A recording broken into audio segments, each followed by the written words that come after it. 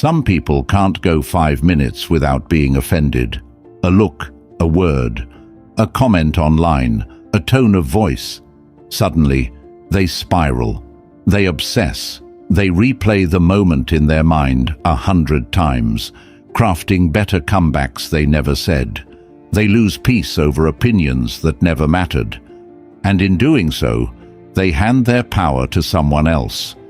But the Stoic doesn't live like that. The Stoic trains for something greater: emotional independence. The ability to walk through insults like walking through fog, to hear words meant to wound and feel nothing. Not because they're cold, but because they're free. Because the insult that finds no landing strip in the ego simply fades. No fuel, no fire, no reaction. And maybe that's what we've forgotten in this noisy world, that not every opinion needs a response. That strength is not in striking back, but in staying still. That you don't have to win every exchange. You just have to rise above it. So if you're tired of carrying every comment like a wound, if you're ready to build unshakable peace in a world full of noise, then this episode is for you.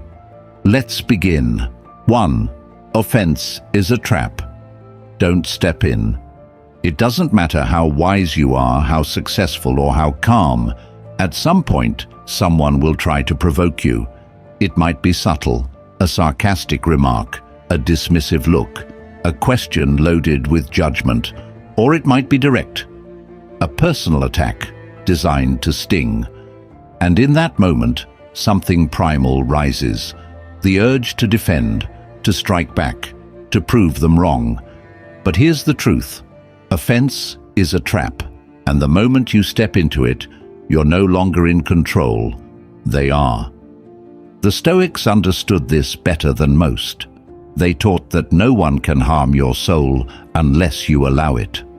Epictetus said, "If someone succeeds in provoking you, realize that your mind is complicit in the provocation." In other words, the insult isn't the problem. Your interpretation of it is. You don't feel insulted because of the words. You feel insulted because you believed them, or because you feared they might be true, or because you tied your worth to someone else's opinion. That's where the pain comes from. Not the outside, but the inside. So what do you do when someone throws verbal poison at you? You don't drink it. You see it for what it is, bait, and you walk past it. You observe the insult, but you don't personalize it.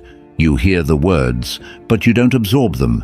You remind yourself, this is not about me. This is a reflection of them, their bitterness, their insecurity, their need to feel powerful by making someone else feel small. And here's the most dangerous part. When you take the bait, when you engage, when you react, you validate their strategy, you feed the dynamic, you step into their world, and now you're playing their game, with their rules. But you weren't born to play defense against shadows. You weren't made to spend your energy correcting misperceptions or pleasing egos. You were made for something higher, for self-possession, for clarity, for freedom. Imagine standing at the edge of a swamp.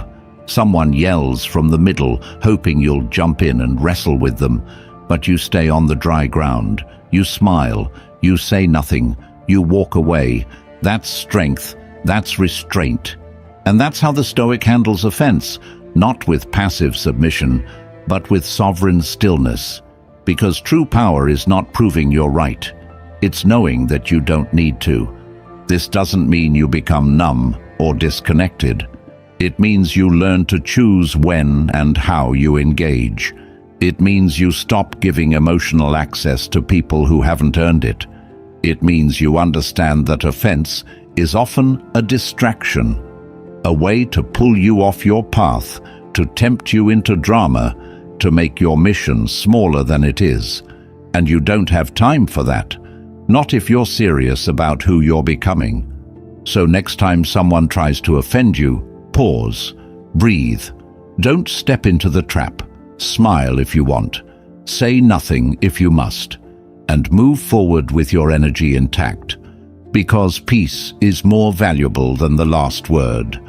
And your growth is more important than their approval. 2. Let go of emotional reflexes. It's easy to believe that how we feel is beyond our control, that emotions simply happen to us like storms rolling in from nowhere. But the Stoics saw things differently. They knew that between stimulus and response, there is space. And in that space is your freedom, your reflex, that instant emotional spike when someone mocks you or criticizes you. That's the moment to watch. Because what you do in that space determines whether you stay grounded or get dragged. When someone insults you, your ego wants to flare. It wants to jump in, to react, to protect itself. But that's not strength, that's instinct. And instinct isn't always right. A dog barking doesn't require you to bark back. A child throwing a tantrum doesn't require you to throw one too. Just because you feel something doesn't mean you have to act on it. Emotions are visitors. You can acknowledge them without obeying them. Seneca once wrote, "We suffer more often in imagination than in reality." And that's exactly what happens with emotional reflexes. We don't just feel insulted. We replay the moment, magnify the slight, imagine what others think, and spiral into anxiety or resentment. But none of that is real. It's all internal drama, and you can walk away from it the moment you decide to stop rehearsing pain. So how do you train yourself to respond instead of react? You practice awareness. You feel the anger rise, but you don't let it drive. You notice the tension in your chest, and you breathe into it. You remind yourself that reacting gives away your strength, and slowly you create a gap between emotion and action. That's emotional maturity. That's discipline. That's what the Stoics called prohairesis, the ability to choose your response. Letting go of emotional reflexes doesn't mean suppressing your feelings. It means owning them. It means recognizing that someone else's behavior doesn't have to dictate your state of mind. You don't have to match their chaos.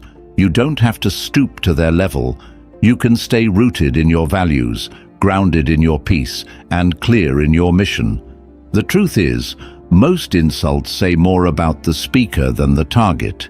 They're projections, not reflections. And when you understand that, you stop taking things personally. You start asking better questions. Why does this bother me? What part of me is insecure? What am I really trying to defend? And with each answer, you reclaim a bit of your power. You realize that no one controls your emotional life unless you let them in. The next time you feel your reflexes kick in, that heat in the chest, that clenching of the jaw, pause. Don't resist it. Just observe. Let the feeling rise and let it pass. Like a wave, like a gust of wind. That space, that quiet space where you stay centered, that's where the Stoic lives.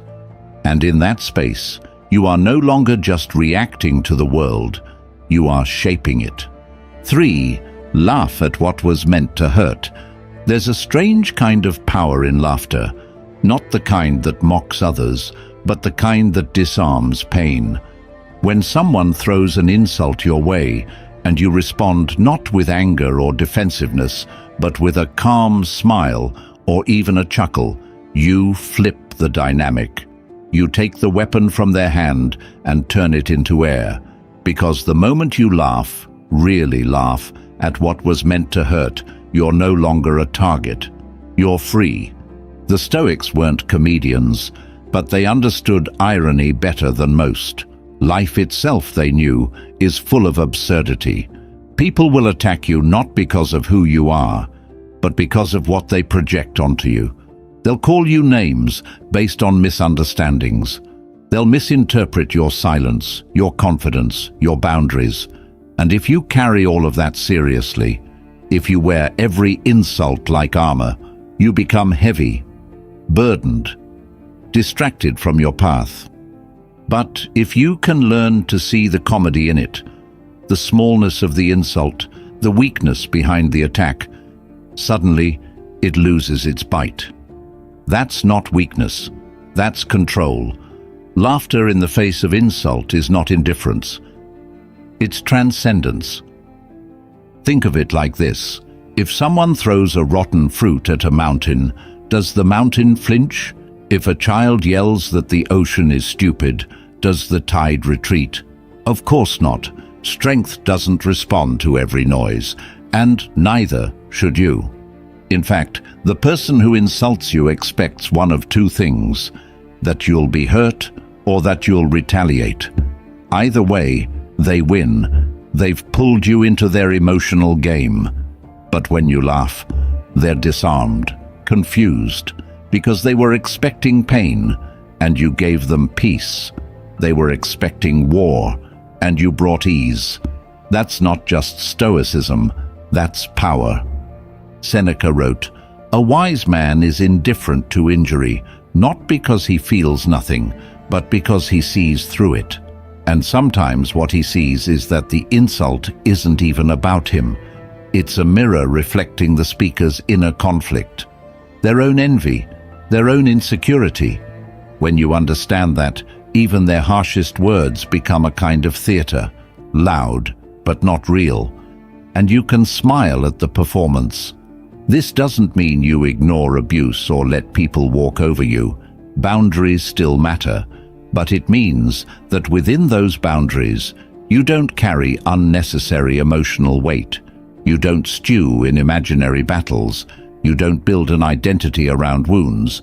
There's a freedom that comes with not taking things so seriously, with learning to say, "That's a ridiculous thing to say, and I'm not going to let it live in my mind," with remembering that you are not obligated to suffer every time someone else is unkind. So the next time someone tries to hurt you with words, ask yourself, is this worth my energy? Or can I rise above it, maybe even laugh at it and move on? Because when you stop taking everything as an attack, you start living like someone who can't be shaken. And that's when real peace begins. 4. Insults lose power when unreceived. An insult, at its core, is a message, but it only works if it gets delivered. If someone hands you a burning coal, you get burned only if you hold it. But if you refuse to grasp it, if you let it fall, the heat never reaches you. This is the essence of Stoic detachment from offense. An insult has no power unless you accept it. And the moment you stop receiving every jab, every judgment, every dig as something personal, you become immune. There's a story from ancient China where a man traveled to insult the Buddha. He hurled words at him for hours, but the Buddha just sat there, calm and silent. Finally, the man demanded a response. The Buddha said, "If someone offers you a gift and you do not accept it, to whom does it belong?" The man replied, "To the one who offered it." And the Buddha answered, "Then I do not accept your insults. They remain with you." That's more than wisdom. It's a superpower. Imagine moving through your day knowing that you no longer have to carry every stray opinion, that not every frown or side comment needs to become your burden. Most people collect insults like souvenirs, carrying them for years, replaying them in their heads, letting them shape how they see themselves. But what if you could leave those moments where they happened, in the past, with the person who spoke them?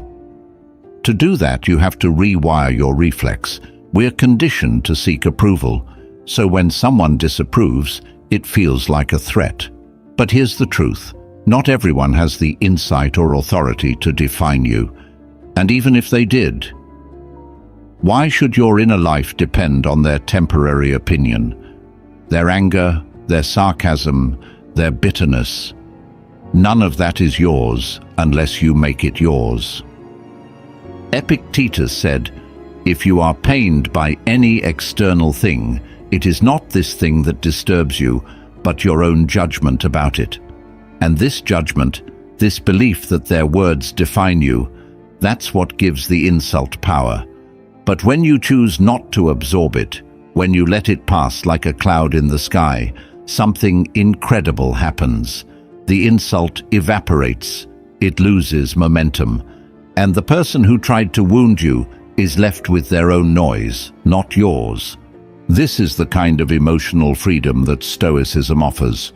Not the kind that makes you cold or detached from life, but the kind that lets you walk lightly without carrying unnecessary suffering.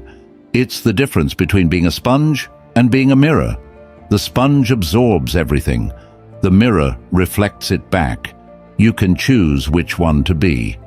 The next time someone tries to offend you, don't resist. Don't retaliate. Don't internalize. Just don't receive it. Let it fall. Let it return to silence. Let it stay with the person who sent it, because not everything thrown at you needs to be caught. And that's how you protect your peace, not by fighting insults, but by becoming the kind of person who no longer catches them. 5. Master your response. Master your peace. Peace is not something you stumble into. It's not handed to you by others. It's something you create, moment by moment, by choosing your responses carefully. The way you respond to insults, setbacks, and challenges shapes your emotional landscape more than any external condition ever could. And if you master that response, if you learn to pause, to assess, to stay still instead of explode, you gain access to a deeper kind of peace, one that no one can steal. The Stoics never promised a life without conflict. They knew the world would test you, people would misunderstand you, criticize you, even try to tear you down. But their point was, none of that has to disturb your soul, unless you let it. Marcus Aurelius wrote, "You have power over your mind, not outside events. Realize this, and you will find strength." That's not just a quote to admire, it's a way to live. Your peace begins where your impulsive reactions end. When someone insults you, what they're really offering is a choice. Do you respond with anger and throw fuel on the fire? Or do you respond with silence, with reflection, with composure? One leads to chaos, the other leads to freedom. But here's the key, this mastery doesn't come naturally, it's a discipline, it has to be trained. Most people live in emotional autopilot. They get triggered, they lash out, they regret it later. That cycle repeats for years, and they call it personality. But it's not who you are, it's just a lack of training. The Stoic breaks that cycle by becoming the master of their internal state. How?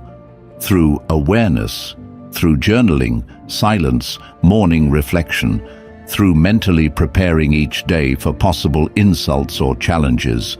So when they come, you're not shocked, you're ready. You don't have to pretend it doesn't sting, but you do have to choose what comes next. Do you water the wound, or do you breathe, reframe, and keep walking? Think of it like a martial artist. He doesn't walk into a fight hoping nobody swings. He trains for it. He stays calm under pressure, and when the punch comes, he doesn't panic, he flows.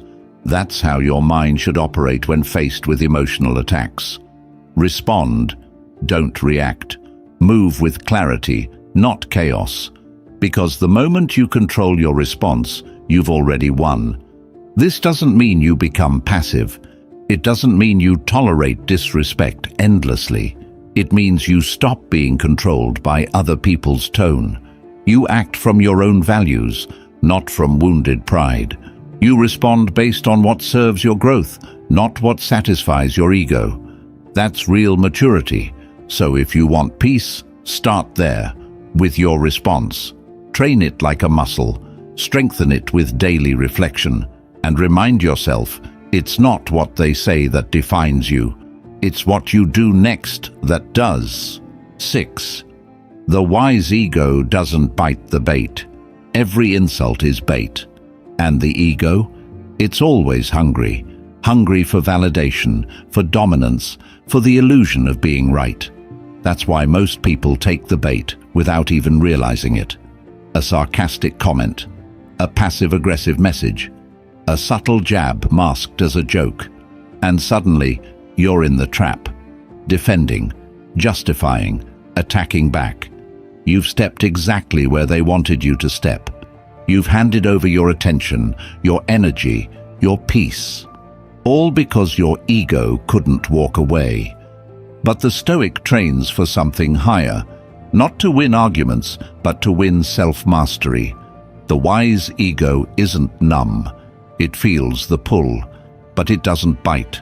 It sees the insult for what it is, an emotional hook, and lets it dangle there, untouched. Not because it's afraid, but because it's free. In a world addicted to reaction, restraint is rebellion. Most people live as slaves to their emotional triggers, reacting to everything without pause. A comment from a stranger online can ruin their mood for a day. A rude look from someone in traffic sparks hours of inner turmoil. That's not strength. That's imprisonment. But the one who sees the insult, feels the sting, and still refuses to give it power, that person is unshakable. That person walks with quiet dominance. Marcus Aurelius reminded himself, "You always own the option of having no opinion." Think about that. You don't have to internalize what was said. You don't have to label it, judge it, carry it. You can choose to let it pass, to treat it like wind, moving but not meaningful. That is the Stoic's way. And yes, this takes practice, because the ego is loud. It wants to speak, to correct the record, to make sure the other person knows they're wrong. But what's the cost of that reaction? Your clarity, your focus, your inner balance. The price is always too high. Every time you react to provocation, you give the other person control over your emotional state. You hand them the keys, but when you refuse to engage, when you maintain your stillness, you reclaim authority over your own mind. And nothing is more valuable than that. Epictetus once said, "If someone speaks ill of you, rather than defend yourself, say, 'He obviously doesn't know the rest of my faults,' or 'he wouldn't have mentioned only these.'" It's not sarcasm, it's strategy. It's the posture of someone who is not moved by other people's need to provoke. Someone who has mastered the art of emotional self-respect. Let's be honest. People will try to get under your skin. Some will do it to feel superior, others because they're hurt themselves. Sometimes it's not even personal. You're just the nearest target. And if your ego is untrained, you'll take every one of those darts personally. You'll fight battles that don't deserve your presence. You'll give away hours, even days, to emotional noise that should have ended in seconds. But what if, instead, you could see the insult for what it is? An invitation to lose yourself, that you simply decline. What if your ego could evolve from being a guard dog, barking at every perceived threat, into a silent gatekeeper that responds only when it chooses to? That is the kind of discipline that changes everything. To develop this, observe yourself. Notice the moments when your ego wants to jump in. When it whispers, don't let them talk to you like that. Ask yourself, is this about truth or pride? Is this response aligned with my highest self or my most fragile one? Most of the time you'll see clearly, this isn't worth it. And choosing not to respond won't make you smaller. It will make you sovereign. You don't need to prove your worth to someone who's committed to misunderstanding you. You don't need to play a game designed to pull you away from your path. The wise ego understands that silence is not surrender, it's strategy. It's power preserved, it's peace protected. So the next time someone throws shade, don't bite. Don't explain. Don't retaliate. Stand in your inner calm and let their bait sink into nothing. Because the highest form of ego is not the one that roars, but the one that smiles, shrugs, and walks away untouched. The ego wants to bite. The Stoic chooses to rise. 7. Reacting gives power away. There's something deeply ironic about reaction. It feels like taking control, but it's actually surrender. When someone insults you and you explode, you think you're standing up for yourself. When you raise your voice, lash out, or rush to defend your ego, it might feel like power in the moment, but underneath it all, you've just handed over your internal stability to someone else. You've let their words, their mood, their opinions dictate your emotional climate. That's not strength, that's submission in disguise. To the untrained mind, reaction feels justified. They started it. They disrespected me. They need to know I won't tolerate this. But the truth is, the moment you let another person's behavior determine your emotional response, you've given them more power over you than they deserve. You've made them your emotional puppeteer, and they didn't earn that. You granted it to them. Seneca wrote, "A wise man is indifferent to insult, not because he is ignorant of it, but because he rises above it." That's the goal. Not blindness, not silence out of weakness, but the quiet superiority of a mind that chooses what deserves its attention. A mind that doesn't allow every outside trigger to become an inner disturbance. We've all been there. Someone cuts you off in traffic, and suddenly your mood changes for the next hour. A sarcastic comment at work, and your energy dips. A message on your phone, and now you're pacing, your heart racing, replaying what they said and what you should have said back. Reaction is the thief of peace, and we hand it the keys without even realizing. But here's what the Stoics discovered, and what most people miss. Your power lies in your pause, the gap between stimulus and response. In that small space is your freedom, your dignity, your ability to act, not react, to respond with clarity instead of impulse, to choose silence instead of escalation. Every time you resist the urge to react, you reclaim a little more of yourself. You reinforce the boundary between you and everything outside you. Imagine someone trying to provoke you. They want you to snap, to lose your temper, to prove their point about you being irrational or weak. And instead of reacting, you don't. You stay calm. You observe. You respond. Maybe later, maybe not at all. What happens in that moment? You maintain your power. You remain untouchable, and they lose their leverage. Reaction is what most people expect. They want it. They feed off it, because it creates drama, confusion, emotional chaos. But when you break that pattern, when you become unreactive, you become unpredictable, and unpredictability is powerful. It signals maturity. It shows that you're not someone who can be easily manipulated or thrown off track. Of course, none of this is about being passive. Stoicism isn't about suppressing emotions or pretending that nothing matters. It's about choosing the best use of your energy, and reacting to every small offense is not it. You weren't made for petty arguments. You weren't built to fight every comment or respond to every fool. You were made to protect your focus, to cultivate peace, to choose your direction deliberately, not emotionally. To begin practicing this, start small. The next time someone says something that irritates you, pause. Count to 3. Breathe. Ask yourself, if I say something now, who benefits? If the answer is your ego, but not your future, don't say it. Let it go. Not because you're weak, but because you're wise. Marcus Aurelius captured this perfectly. You don't have to turn this into something. It doesn't have to upset you. That's a revolutionary idea. You don't have to turn every moment into a crisis. You don't have to participate in every drama. You don't have to react just because you can. Your silence, your restraint, your ability to stay centered, that is your advantage. That is your proof of growth.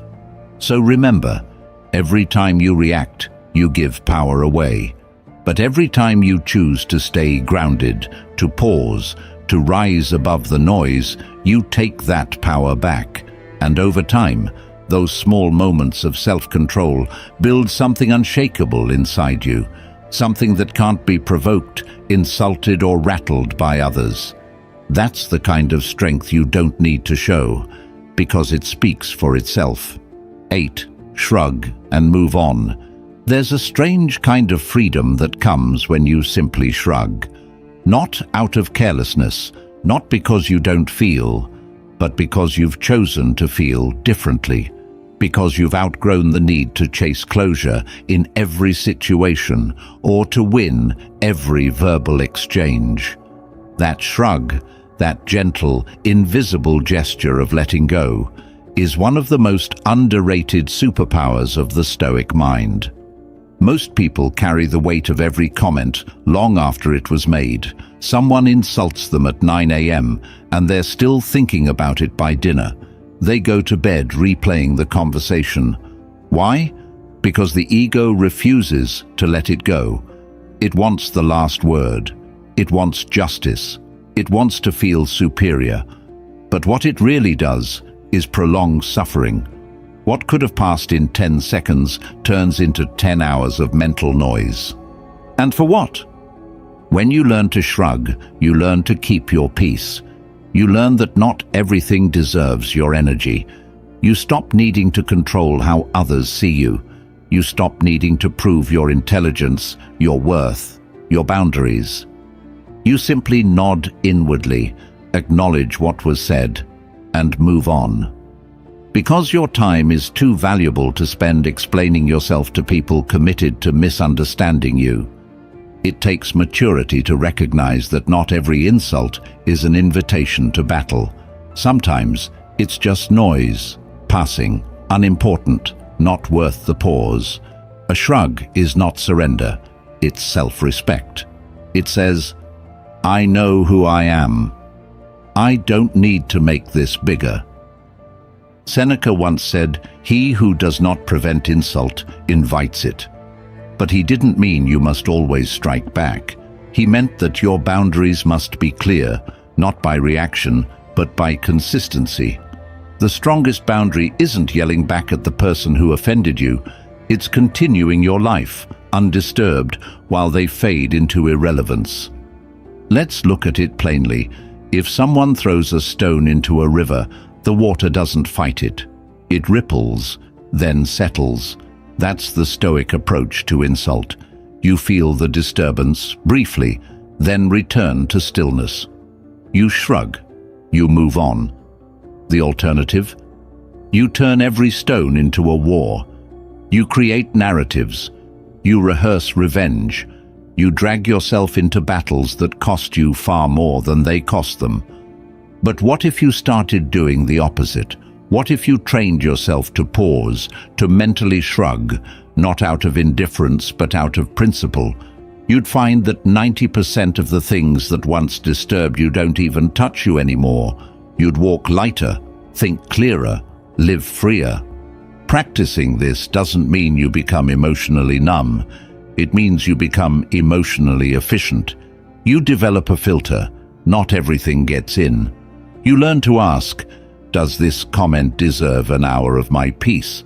Does this person's opinion deserve my nervous system?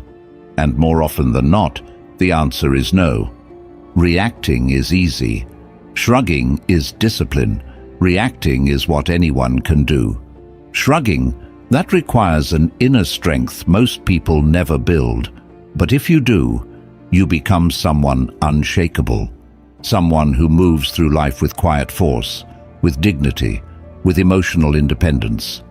It's not always about what you say. Sometimes the most powerful response is no response. A calm face, a slow breath, a subtle shrug, and then you carry on, because that's the ultimate display of control. Not needing to win, not needing to be seen, not needing to be right, just needing to stay true to yourself. And in the end, that's who the Stoic is. Not the loudest, not the most reactive, but the one who walks through life with eyes forward, peace intact, and ego in check. 9. Practice indifference like armor. There's a kind of armor that doesn't clank or shine. It's invisible, silent, but stronger than steel.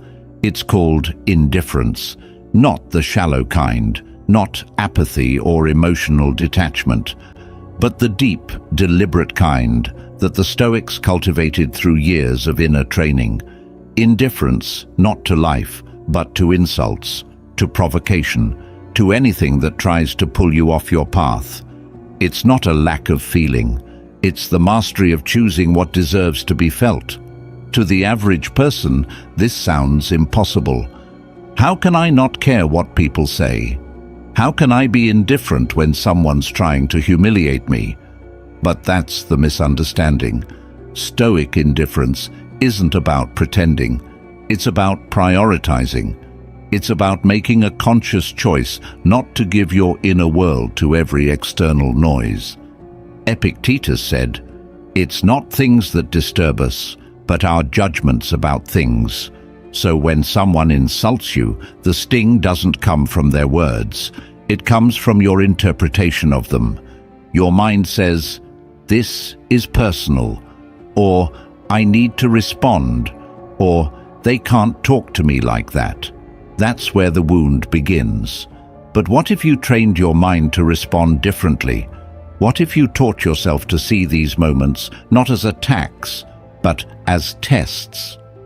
That's where indifference becomes armor. It's the space between you and the world. It's the pause that keeps you from exploding, the distance that protects your peace. And once you feel it, once you really understand how powerful it is, you never want to go back to being easily offended.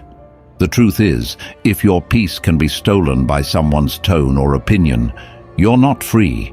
You're still ruled by emotion.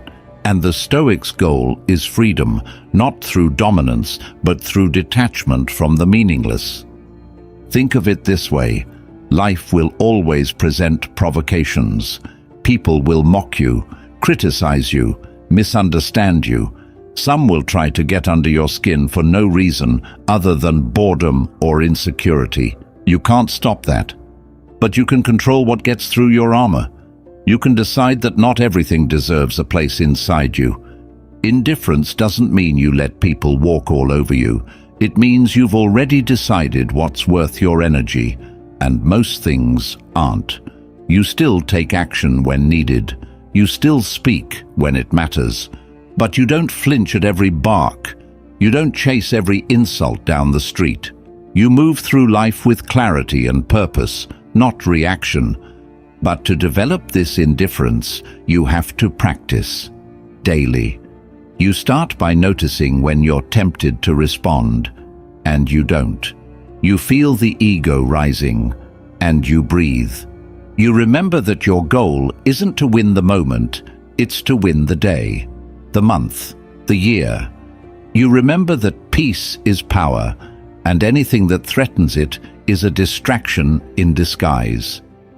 And here's the thing: the more you practice this kind of indifference, the less dramatic life becomes. You stop being pulled into every little storm. You stop riding the emotional roller coaster. You gain something very few people have: control. And eventually, something shifts. You stop taking everything so personally. You stop needing to defend yourself. You start walking through the world like a mountain, still, unmoved, grounded, and suddenly all the noise outside doesn't seem so loud anymore. Because your armor isn't anger, it's indifference, and it protects what matters most: your focus, your values, your mission. That's what the Stoic understands. You don't need to fight every insult. You need to rise above them. Not once, not twice, but consistently, as a way of life. That's how you become untouchable, not by silencing the world, but by training yourself to listen only to what truly matters. 10. No one can offend your soul. There is a place within you that no insult can reach. A part of you untouched by opinion, immune to ridicule, indifferent to praise. The Stoics believed that your soul, your core, is inviolable, and that all suffering from insult arises when you forget that truth, when you mistake the ego for the self, when you confuse the noise of others for your identity. What is your soul? It's not something mystical or abstract. It's your character, your reason, your values. It's the part of you that chooses what's right when no one's watching, the part that doesn't flinch when others judge you. And once you understand that no external force can touch it, not a comment, not a sneer, not even a lie, you begin to move through life differently. You stop living on the surface. You stop reacting from the skin. You start living from within, because that's where your real power lies, not in appearances, not in defense, but in rootedness, in knowing that the world can insult your name, your clothes, your voice, but it cannot insult your soul unless you let it. Marcus Aurelius put it plainly, if you are pained by external things, it is not they that disturb you, but your own judgment of them, and it is in your power to wipe out that judgment now. That's the core teaching. You don't have to accept every opinion that enters your ears. You don't have to carry every insult into your heart. You are not what they say. You are what you do, repeatedly, in silence with conviction. This doesn't mean you won't feel hurt. You're human. You will. But the Stoic doesn't aim for a life without emotion.